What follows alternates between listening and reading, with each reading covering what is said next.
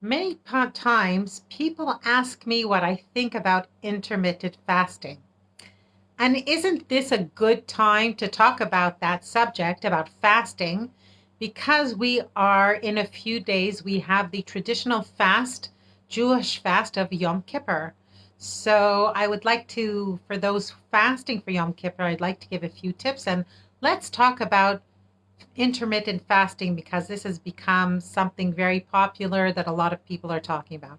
So, if you are here for the first time, welcome to the weekly live for Zippy GPS to Sugar Free. And and if you like this video, I hope that you will pass it on. Basically, I'm here every Sunday at 2 p.m. Israel time to talk about and especially to help people who want to limit their sugar intake or maybe really just get off the sugar. So there's lots of tips here and information and motivation to help you live the best life that you can, and especially if that life is you'd like to live it sugar free or less sugar. So first of all, on Wednesday evening begins the 25-hour fast of Yom Kippur. This is a fast that comes right after the excuse me, the Jewish New Year, which is like a 2 day holiday with a lot of festive meals and a lot of eating. And for a lot of people, it's like a 2 days of a lot of overeating and maybe eating a lot of these like traditional desserts and honey cake and having apple and honey and all these sweet things. You're supposed to have a sweet year, so let's eat a lot of sweet things. And a lot of the traditional dishes for Rosh Hashanah have quite a bit of sugar in them.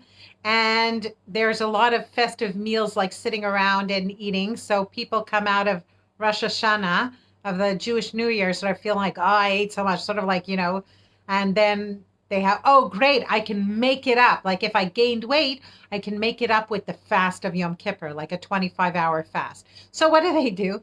You get to the meal before the fast, like before, the meal to prepare for the fast, so they eat more because, we're fasting soon, so I can eat more.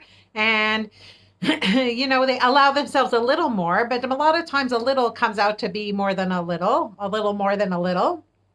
And then what happens is at the end of the fast, and then especially, they'll eat like these sugary, starchy foods that just make them more dehydrated and more hungry and more craving sugar. And then when the fast ends, there's like this like sort of like attack on the sugar and the breads and the pastas and all the carbohydrate foods because I need energy. And what's energy? Carbohydrates. So let's get in more energy.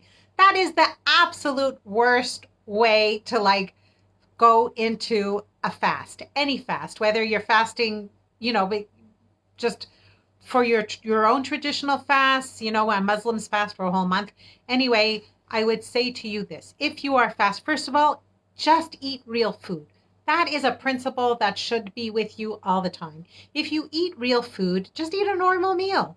Have healthy fats, some healthy carbs like whole rice or quinoa or buckwheat or sweet potatoes, things that have a lot of fiber together with those carbohydrates so that the sugar level doesn't raise complete very quickly, and then it keeps you full for longer. Lots of vegetables, healthy fats, and some really good protein. Those are the things that are going to keep you nice and satisfied and full for the Yom Kippur fast. And when you finish the fast, it's the same thing. Don't start thinking that in order to get energy, you need to eat these like quick carbohydrates that just raise your insulin. What they'll do is it'll make you feel good, like feel better and have more energy for about 2 minutes or 3 minutes. But in half an hour later, you will feel tired and irritated and more hungry and craving sweets, even if you've eaten a lot. So it's very important to limit the sugars and the fast carbs. I like that.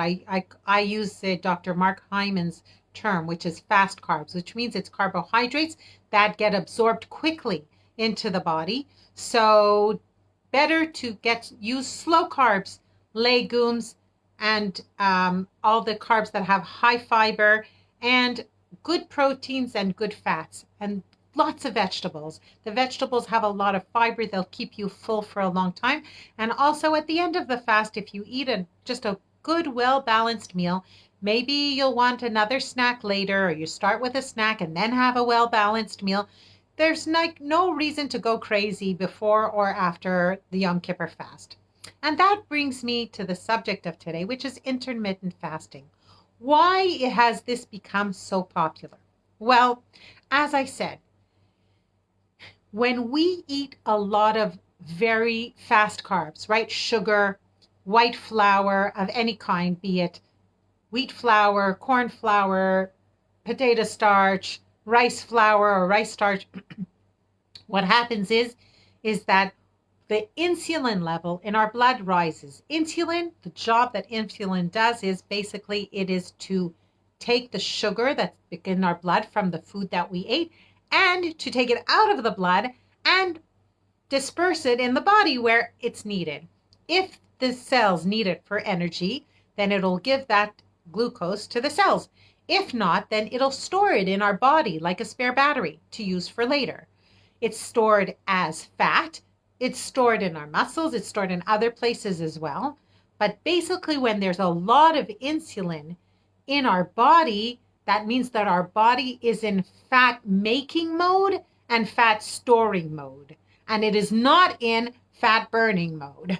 So, and today, because of the standard American diet that most Western countries eat, which is very sad, standard American diet, sad diet, and there's lots of bread and pasta and things with added sugar. There's a lot of foods even that people don't even realize that they're eating sugar when they eat it. So what happens is the truth is that research has shown that most of the adult population in Western countries are walking around with higher than normal levels of insulin. So the idea of intermittent fasting is to make a window when you eat and then a long period of time when you fast and you don't eat anything, you drink, but you don't eat anything, in order that the insulin levels can go down to a baseline and then your body goes more into fat burning mode. So there's 8:16, which means that the eating window is 8 hours long and then the fasting window is 16 hours long.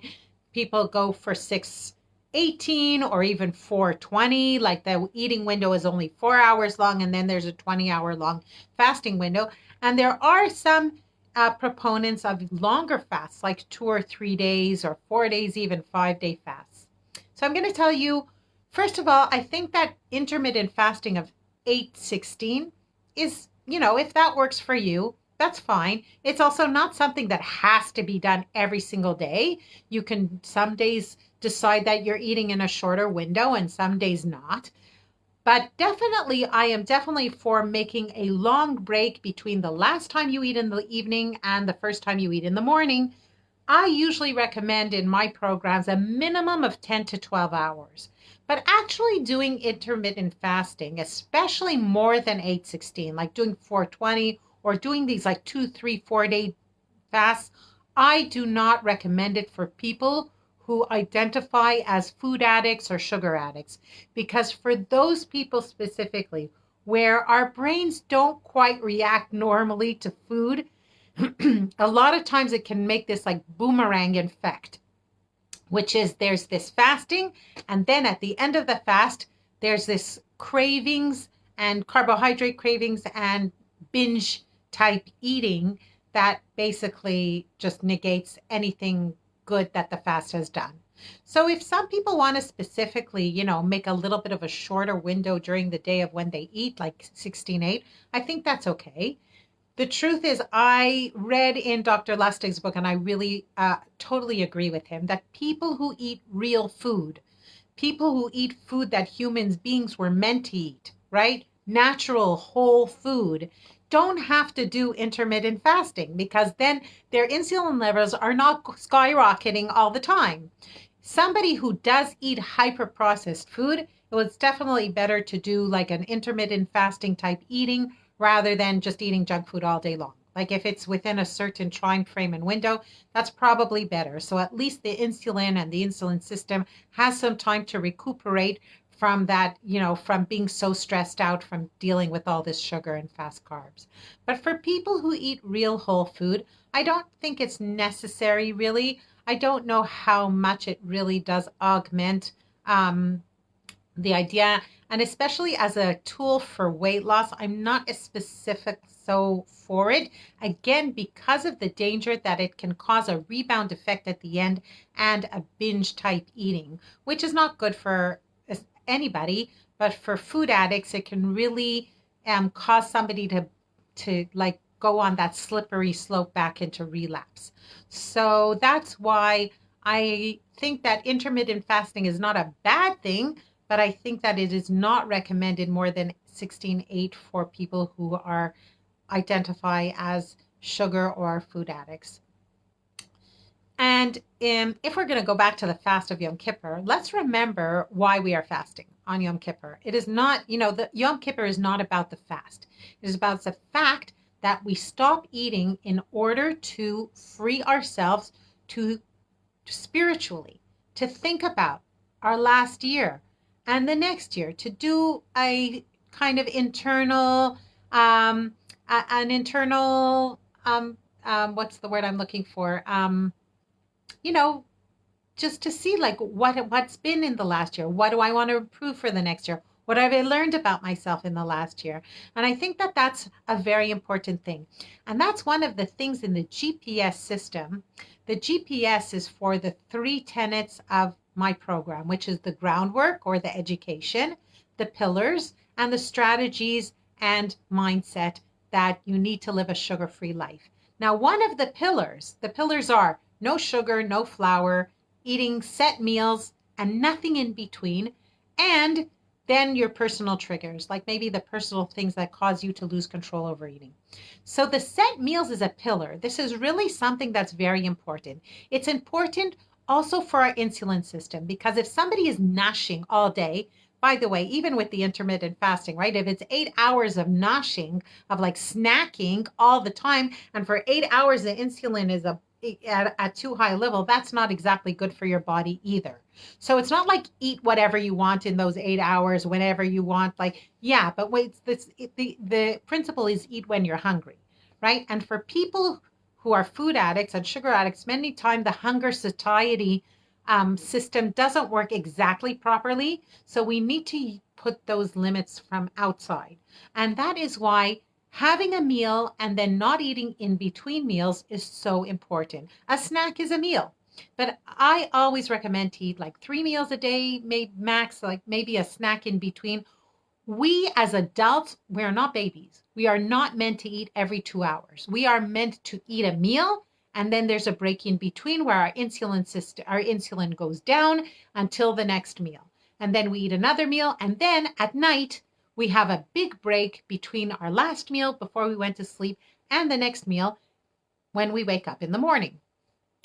And what's so nice about not eating in between meals is that it basically frees you up, as like similar to the Yom Kippur fast. Like the reason for the fast is to frees you from this dealing constantly with food.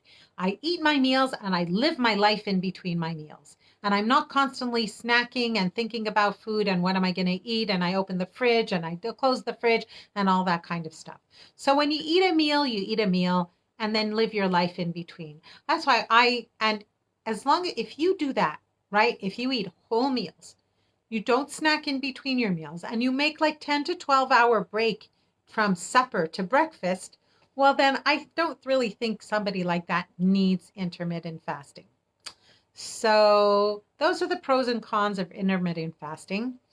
And I want to wish all my Jewish clients a very happy Jewish New Year and a Gmar Chatima Tova.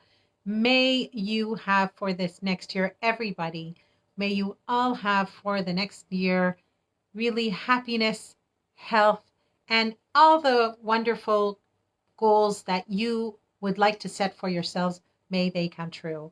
And if you are, one of your goals is to maybe lower your consumption of sugar, or maybe try to go sugar-free, like really get off the sugar, well, I am a certified food addiction counselor, and please, you can contact me. I am taking private clients in English. My group workshops are in Hebrew at the moment, but we definitely, for this year, one of my goals is to definitely have an English workshop for that as well. So, have a great day. Have a wonderful week. Shana Tova. Happy New Year. And I will see you next week at 2 p.m. Bye-bye.